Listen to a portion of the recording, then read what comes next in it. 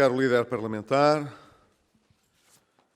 caro presidente do PSD de Coimbra, que também é nosso colega deputado, Maurício Marques, todos os colegas que aqui estão e demais dirigentes do PSD que aqui se juntaram a nós.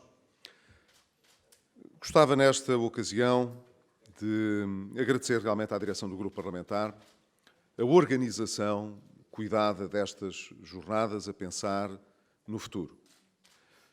Não será, provavelmente, no futuro mais imediato, porque, como todos sabem, o futuro mais imediato será muito condicionado por toda a discussão orçamental que aí vem. Mas nós temos uma certa dificuldade em discutir aquilo que não conhecemos.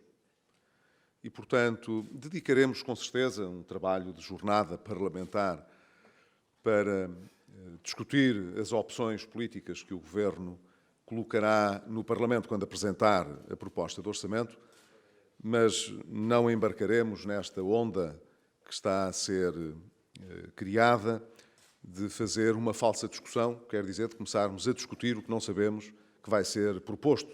E, portanto, esse provavelmente é um propósito que está em marcha, mas que não contará com o nosso beneplácito. Portanto, aqueles que estarão à espera de me ouvir falar sobre o que o PSD vai fazer no próximo orçamento ficarão um pouco desiludidos, porque não há orçamento ainda, não há sequer proposta.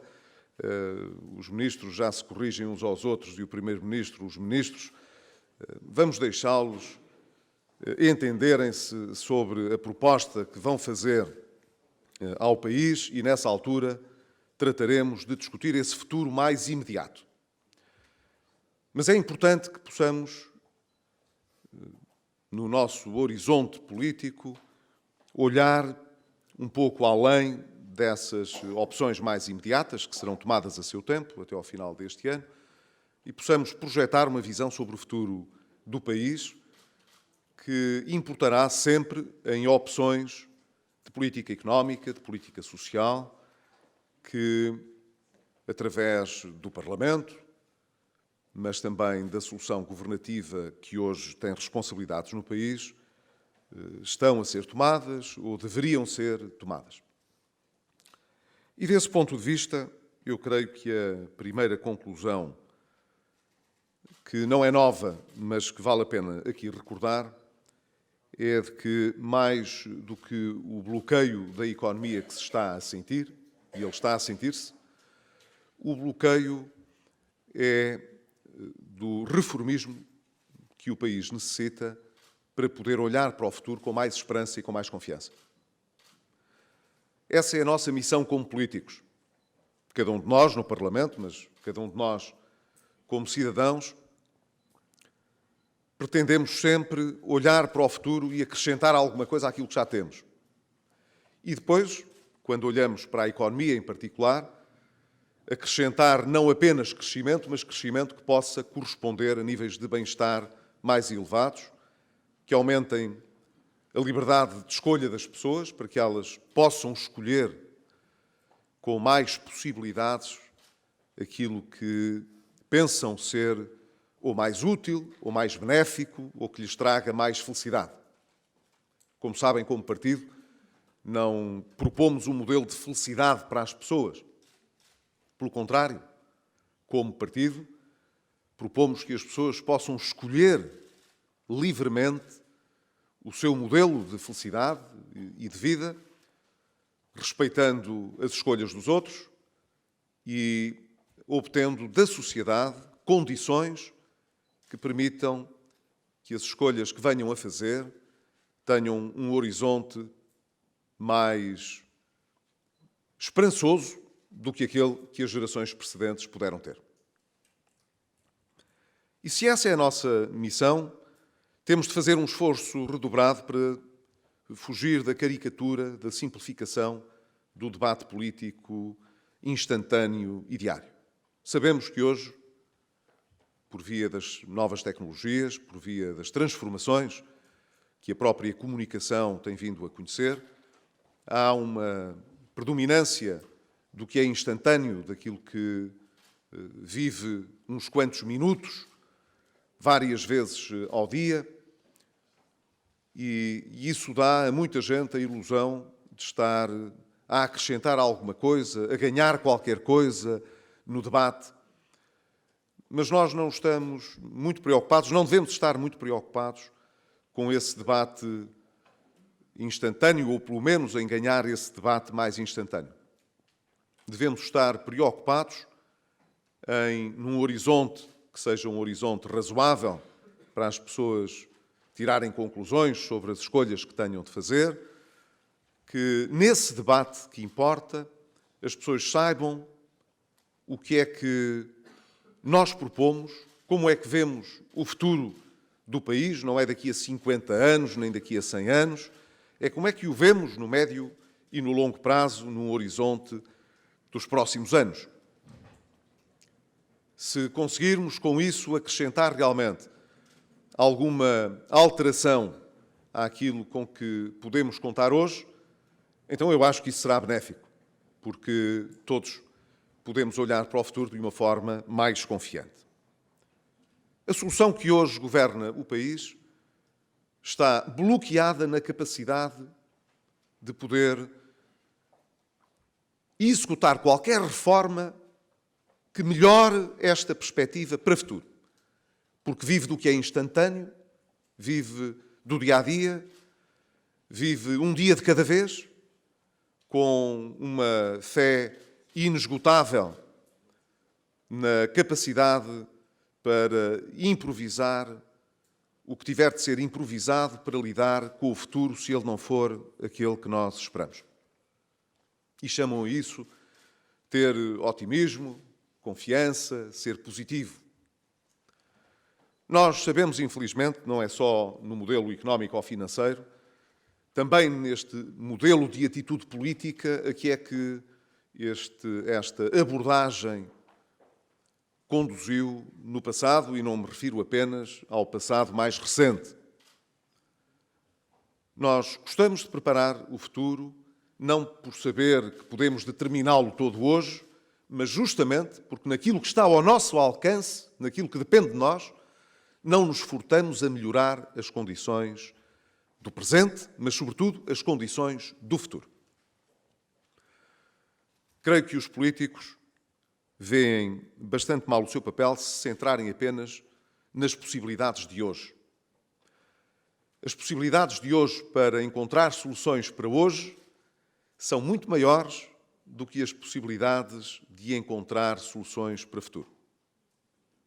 É mais fácil resolver os problemas de hoje do que resolver a nossa capacidade de solucionar problemas no futuro. Quando vivemos com mais folga, quando a nossa preparação nos permite lidar com o futuro melhor, tendemos a valorizar mais o presente e a confiar mais no futuro. Mas quando percebemos que as restrições, a incerteza que hoje entra pela nossa vida através da televisão, da comunicação, do conhecimento que hoje temos do que se passa à nossa volta, quando isso acontece, nós percebemos que não basta estar a lidar com o presente, é preciso valorizar a nossa capacidade de resolver os problemas no futuro. E é assim que vale a pena fazer política. É assim, para mim, que vale a pena fazer política.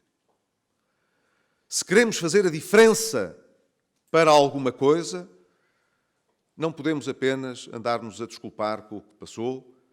Fiz assim no passado, quando estive no governo, e faço assim hoje, quando estou na oposição.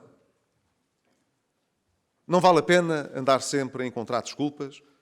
É preciso olhar para o que temos à nossa frente e saber como é que podemos fazer a diferença. Não faremos a diferença, seguramente, se seguirmos muitos dos caminhos que estão a ser seguidos agora. É difícil aparecer a aumentar ou maximizar mais os riscos do que eles estão a ser maximizados. O país já não precisa de uma alternativa que traga mais risco. Esta já tem risco que chegue. Aí não nos iremos diferenciar. Não vale a pena também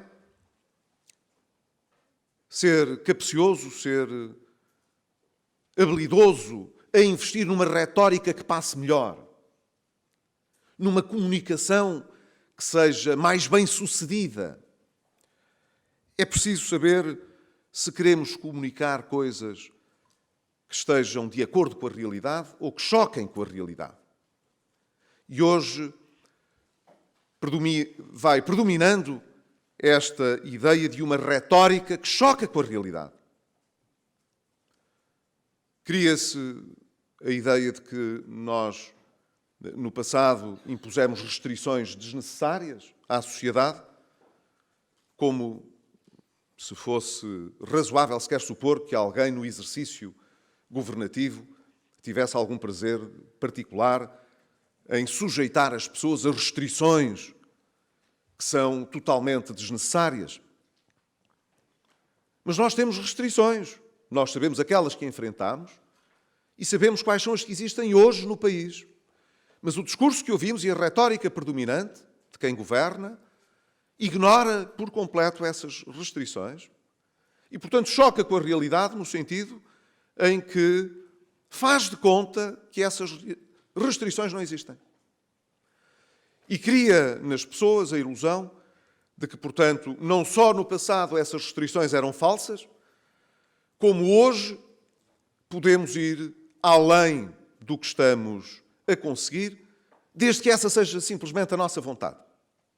E, portanto, prepara-se uma conversa a dizer que podemos todos pagar menos impostos, o Estado pode ter uma política social mais generosa. Isso não custa nada aos cidadãos, basta que o Parlamento assim o decida.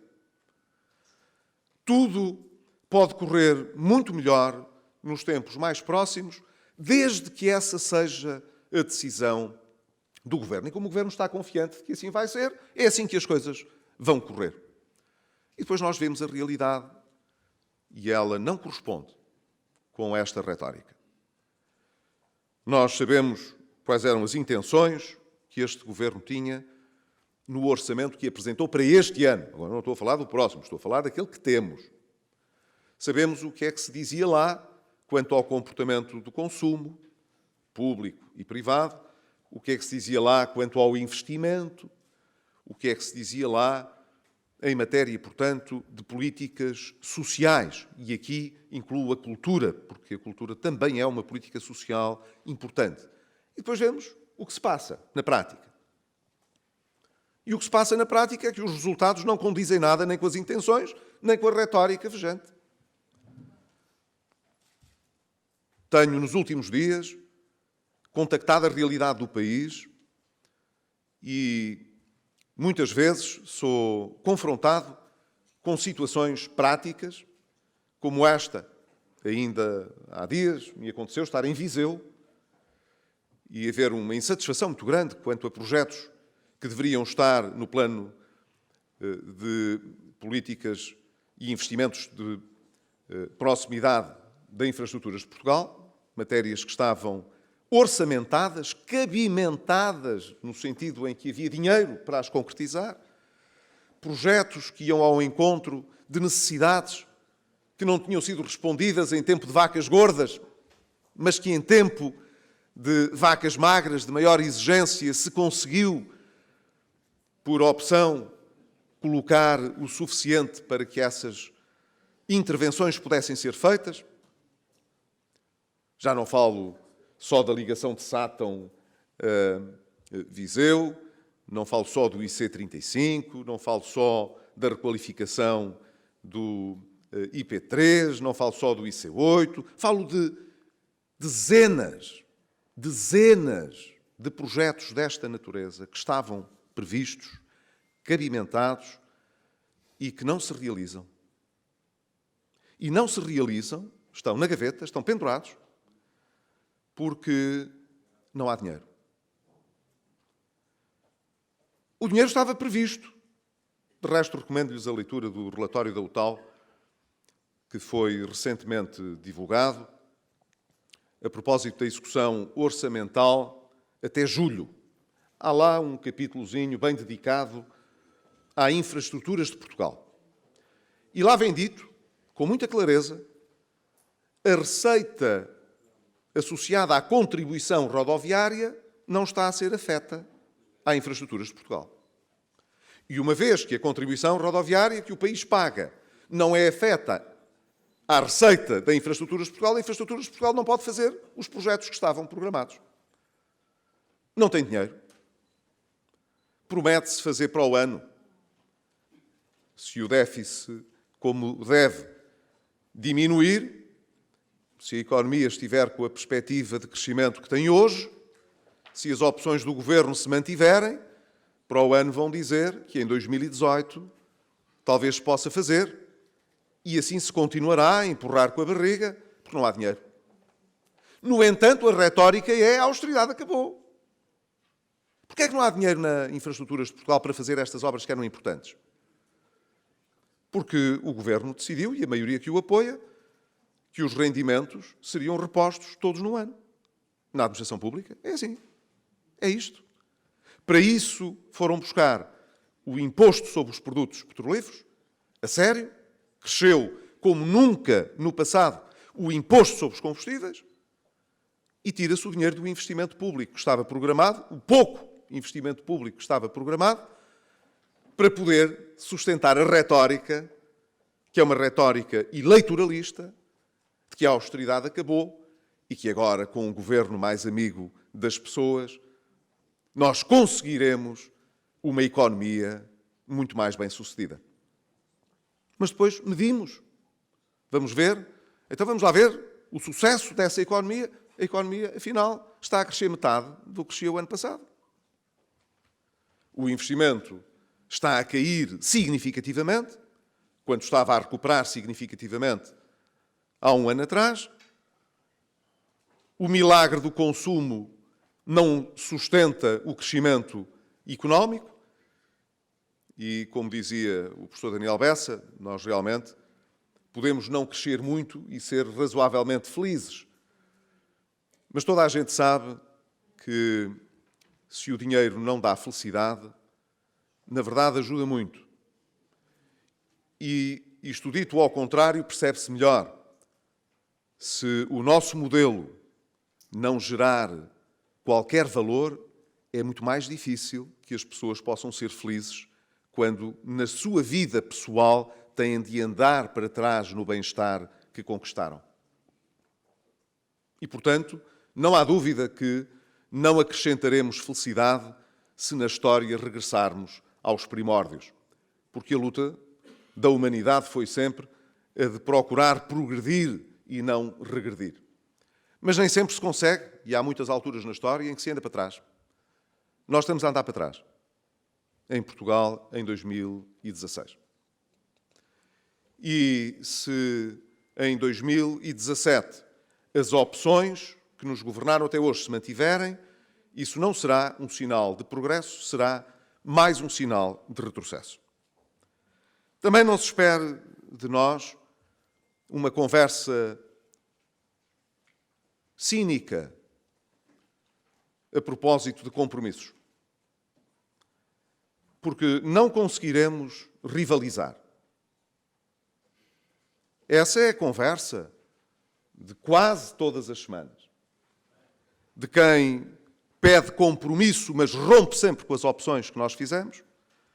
De quem pede envolvimento e tem o comportamento revanchista no Parlamento e fora dele. Era melhor que fossem consistentes. Se querem romper e ser revanchistas, que não peçam compromissos. Nós não podemos fazer compromissos com quem é revanchista e com quem é um agente que rompe políticas importantes que o país se sacrificou por fazer, a pensar no futuro. Nós fazemos compromissos com os portugueses e com quem quer realmente fazer compromissos. Não é com quem quer ensaiar a ideia de que faz compromissos, mas na prática nos atira pedras todos os dias. Quem quer fazer compromissos não anda à pedrada.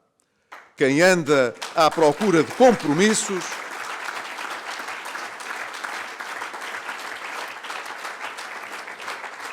quem anda à procura de compromissos, anda a ver com cuidado aonde é que nos podemos entender, e é sobre essas áreas que investe trabalho de aproximação e de realização. Bem, espero também que possamos, do ponto de vista económico, não querer rivalizar com esta visão de que o nosso futuro agora depende, no essencial, de uma reconfiguração da Europa, em particular moldado por esta perspectiva dos países do Sul. Porque tenho bem presente muita gente que, durante o período de maiores dificuldades em que vivemos no governo, sugeria que devíamos fazer uma aliança entre todos aqueles que tinham dificuldades para ver se as conseguíamos ultrapassar com mais facilidade no coração da Europa. E eu sempre achei que a melhor maneira de vencer as nossas dificuldades e de mudar a Europa era cada um assumir as suas responsabilidades. Porque isto de cada um no seu país, sacudir a água do capote com os outros e dizer que só podemos estar melhor se os outros se preocuparem mais connosco, é uma coisa que pode render alguma simpatia dentro do próprio país, mas que não arranja uma única boa vontade em lado nenhum para poder ser praticada. Porque, mais uma vez, não é a andar à pedrada aos outros países que a gente resolve o problema da Europa. A Europa não se resolve a cavar o fosso entre o norte e o sul, o leste e o oeste. Não é assim. Não é assim que se resolve o problema da Europa. O problema da Europa resolve-se, já o disse aqui há algum tempo, quando estive na Universidade de Verão da JSD, se cada um assumir as suas responsabilidades. E, na medida em que as assuma, possa partilhar responsabilidades numa base de confiança e não de desconfiança mútua. Dá que pensar que a Europa esteja, em vésperas deste Conselho Europeu que vai ter lugar em Bratislava, um conselho informal para discutir o futuro, que ninguém queira discutir aquilo que está na origem de parte dos nossos problemas. Pelo contrário, o cuidado é ver se vamos para aquela cimeira e não levar fatores de divisão, porque discutir os problemas e encontrar soluções divide. Evidentemente que isto parte do pressuposto de que a única coisa que nos une é a possibilidade de rejeitarmos resolver qualquer problema e deixarmos que sejam os problemas a resolver-se eles próprios. Mas isso não acontecerá. E como foi patente no painel de hoje de manhã, a política monetária que tem vindo a ser desenvolvida pelo Banco Central Europeu está no limite da sua eficácia. Pode até perdurar. Não sei fazer predições sobre isto. No Japão, perdura há imensos anos, embora seja certo que no Japão há apenas um governo a par do Banco Central, e na União Europeia, na zona euro, há 19 governos para um Banco Central. E, portanto, talvez seja difícil que uma política destas possa perdurar se não houver alguma concertação governativa, intergovernamental, dentro deste espaço que partilha a mesma moeda. Estamos de acordo. Mas quem queira alimentar a ideia de que é o Banco Central que vai continuar a resolver o crescimento e que é a Alemanha que tem de gastar dinheiro para pagar o tributo de ter uma economia importante na Europa e, portanto, que paga Portugal e que paga a Espanha e que paga a Itália e que paga a França e que paga a Grécia. Quem for com esta conversa para a Europa, julgo eu, pode agradar a alguns segmentos do seu eleitorado, mas não trará de lá, com certeza, uma boa resposta. E, portanto, quando olhamos para o futuro, eu espero que nós possamos manter a nossa coerência. E não andamos, portanto, ao sabor das marés nem das opiniões. Eu creio que esse é o facto que pode ser mais distintivo para quem tiver de escolher no futuro. Se houver alguma coisa em que tivermos errado, no que dizemos, no diagnóstico que fazemos, nas medidas que tomamos, fosse no tempo de governo, seja no tempo de oposição, há que corrigir. Nunca veio mal nenhum ao mundo em corrigir aquilo que não deu o resultado que se esperava. Eu, quando estive no governo, corrigi algumas coisas. Houve medidas que tinha preparado e pensado e que não resultaram, alterei-as. Não perdi a coerência por isso. Ser coerente não é ser teimoso a defender sempre as mesmas coisas. Agora, nós temos de ser coerentes nos nossos valores e nos nossos princípios. Não podemos andar a trocar de princípios e de valores apenas para agradar às circunstâncias. Com isso, não se dá confiança a ninguém. Quem hoje olhar para nós e achar que foi por termos mudado de posição, que mudámos a conversa toda, dirão, estes tipos não são de confiança. Pode-nos agradar mais ou menos o que digam. Pode-nos ser mais simpático ou menos aquilo que propõem. Mas é uma gente que sabe o caminho que leva e com eles sabemos aquilo com que contamos. E no passado recente, isso valeu-nos ter muita gente em Portugal a acreditar que o que estávamos a fazer tinha custos no imediato, mas tinha grandes vantagens para o futuro. E esse futuro foi chegando. Foi chegando quando medimos os resultados sociais, os resultados económicos, com a economia a crescer, com mais gente a entrar para o ensino superior, com menos gente a precisar de prestações sociais. Isso aconteceu, não é uma novidade de hoje. Isso aconteceu à medida que nós conseguimos entregar, como se costuma dizer, um bom resultado. Digo, portanto, que se o país está bloqueado porque a solução política que hoje governa não quer reformar nada e quer viver com a ilusão de que não temos restrições e de que o bem-estar do dia-a-dia e do ano que está sempre a seguir só depende do nosso coração e da nossa boa vontade, na verdade, só o PSD pode hoje oferecer uma visão que dê às pessoas uma ideia muito rigorosa de como é que se pode investir em reformar o país para o futuro. E não me venham, mais uma vez, com a conversa da austeridade. É uma retórica que está esgotada. A retórica da austeridade foi trazida para a nossa conversa política pelo governo que antecedeu o meu. E ainda nos pediram a nós, na oposição, que ajudássemos a que essa retórica de austeridade pudesse ser executada, porque não tinham votos para isso. Na altura, o Bloco de Esquerda e o Partido Comunista Português não davam apoio para essa retórica.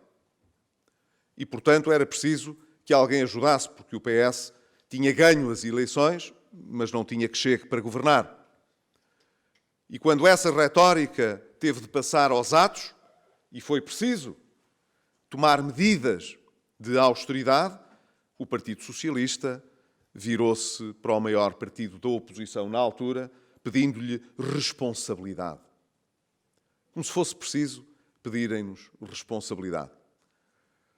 Não esperámos, nessa altura, que nos fizessem propostas. Mostrámos que estávamos do lado do país, não era do governo, para poder evitar males maiores. Nem assim. O mal maior acabou por acontecer.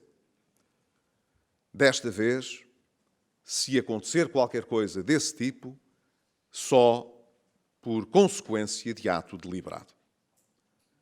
quem passou pelo que nós já passámos não pode aceitar que haja qualquer ingenuidade, desatenção, incompetência, distração que permita que uma coisa dessas possa voltar a acontecer. Portanto, não é disso que estamos a falar. O que estamos a falar é o de saber que opções queremos fazer para o futuro. Na segurança social, queremos para o futuro realmente garantir que as prestações sociais fazem o seu papel, que é não o de prender as pessoas aos próprios apoios, à dependência dos subsídios, mas permitir às pessoas superar as suas dificuldades e poderem, pelo seu pé, as que podem, evidentemente, reganhar a entrada no mercado de trabalho, reentrar na sua empresa, no seu pequeno negócio. É isso que nos interessa. Reformar na segurança social é dar previsibilidade e mais certeza às pensões, mas dar também garantias às pessoas que as políticas públicas de seguro social não são eternas no sentido em que tenham de existir para eternizar a dependência das pessoas dessas políticas, mas que possam resolver ou ajudar a resolver os problemas que as pessoas tenham naqueles momentos. O Fórum das Políticas Sociais que estamos a realizar e que vamos, nos próximos meses, conduzir, tem justamente esse propósito. Que mais reformas precisamos nós de fazer, ao nível mais micro ou ao nível mais macro, para que esta visão do seguro social possa ser uma visão sustentada na economia, mas também justa na maneira como vai resolvendo as desigualdades. É isto que nos interessa. Nós sabemos de que depende os fatores de crescimento da economia portuguesa. Não são aqueles que têm vindo a ser identificados pelo Governo. Temos reformas importantes feitas para melhorar e aumentar o potencial de crescimento da economia portuguesa. É verdade. Se todas essas reformas que foram feitas forem revertidas, o potencial de crescimento anda para trás. Não é isso que queremos. Mas nós não fizemos todas as reformas que eram precisas para este efeito. Eu próprio disse que ficámos a meio desse trabalho. Ficámos a meio disso no Estado. Ficámos a meio disso no ordenamento do território. Sabíamos o que queríamos fazer. Estava e está em cima da mesa o que queremos fazer, mas é preciso fazê-lo. É preciso não tratar mal aqueles de quem precisamos para investir e investir naquilo que é preciso. Foi dito aqui muito bem. O Estado sabe pouco do que é bom ou mau em termos de investimento. O Estado tem uma noção razoável de que o investimento feito na educação, na saúde, no seguro social, representa um progresso civilizacional que permite que os agentes económicos possam florescer nos seus investimentos e nas suas escolhas. E isso vem sendo feito mais ou menos. E desde que as contas públicas o permitam, essa aposta em Portugal é uma aposta que está cada vez mais ganha. Nós somos um país desenvolvido. O que nos separa de países que não têm sistemas avançados de saúde, de educação, de proteção social é imenso. Felizmente. Estamos todos de acordo com isso. Mas, como digo, a economia tem de sustentar essas escolhas. Nós sabemos o que é que, quando essa sustentabilidade desaparece, custa para o Estado Social. Portanto, nós temos de ter uma economia que suporte isto. Ora, essa economia não mora nem no Bloco de Esquerda, nem no Partido Comunista Português, nem neste Partido Socialista. Porque eu admito que haja outro Partido Socialista. Mas neste Partido Socialista não mora ali. Mas mora aqui. Nós, aos olhos dos portugueses, fizemos reformas que evidentemente mexeram no status quo. Estivemos a pensar mais nos direitos daqueles que vêm a seguir do que nos direitos instalados. Estivemos menos preocupados em conservar privilégios e mais preocupados em libertar o futuro. E eu acho que as novas gerações de portugueses reconheceram isso e reconhecem isso em nós. E não acredito que os mais velhos não estejam também preocupados com essas novas gerações.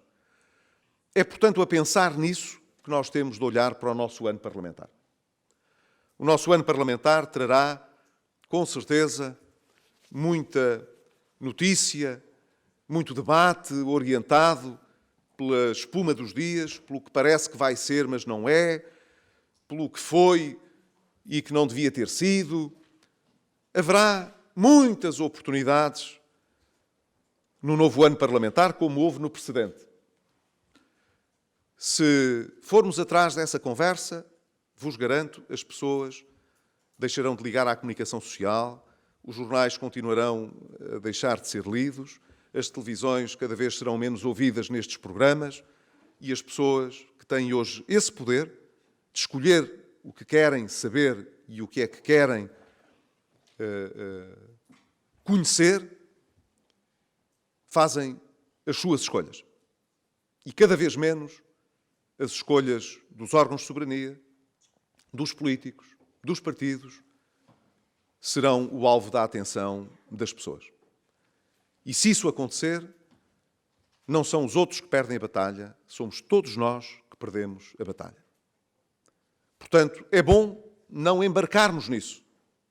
E se por vezes nos fustigarem por não querermos valorizar essa dimensão do debate, ganhem alguma carapaça e façam de conta que esse debate vos atinge. Porque não tem que vos atingir. O que têm de fazer é o debate que é importante para o país e para o futuro. E esse, eu garanto-vos, terá de ser ouvido e será crescentemente ouvido no país, porque quanto mais tempo passa, mais as pessoas se vão apercebendo de que alguma coisa de errado se está a passar. E nós queremos mesmo que o futuro para as pessoas, para todos nós, seja um futuro que não repita os erros do passado, antes pelo contrário, que nos possa trazer realmente alguma estabilidade e confiança para atrair o tal bom investimento, o investimento reprodutivo no setor mais exportador da nossa economia, que é esse que interessa, é o que olha para o mundo, não é o que olha apenas para o nosso pequenino mercado aqui dentro. E que isso nos possa trazer realmente, não como até agora, mais emprego não remunerado, mas que possa trazer um emprego menos precário, melhor remunerado. Mas isso não é o Governo que decide.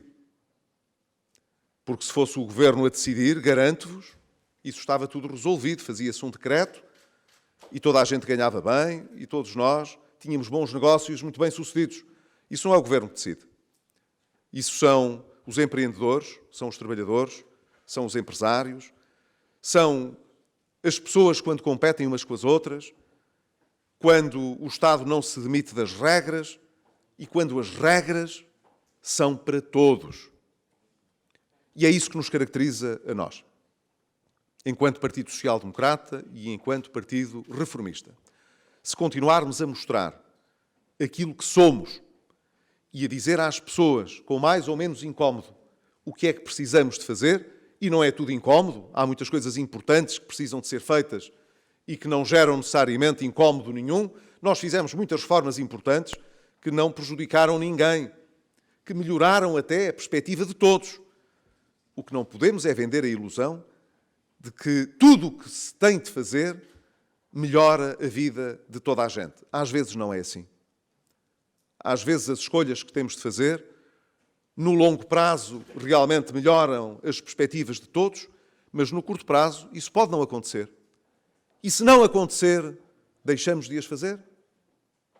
Ficamos paralisados com medo de que alguém fique desagradado com as escolhas. Termino dizendo que, para isso, está o país entregue à solução ideal. Procurar não mexer em nada e, de preferência, ir dando a ilusão de que tudo pode melhorar por obra e graça. Mas a gente sabe que não é assim. As pessoas sabem que não é assim. E quando for necessário, e é necessário imprimir realmente uma agenda de reforma que traga mais esperança para o país, é connosco que os portugueses sabem que podem contar. E com as senhoras e os senhores deputados que nos dão voz no Parlamento e que nos dão voz junto das nossas bases, junto dos cidadãos, junto das pessoas. A nossa missão aqui não é agradar. A nossa missão aqui é reformar para pôr o país num nível de bem-estar superior.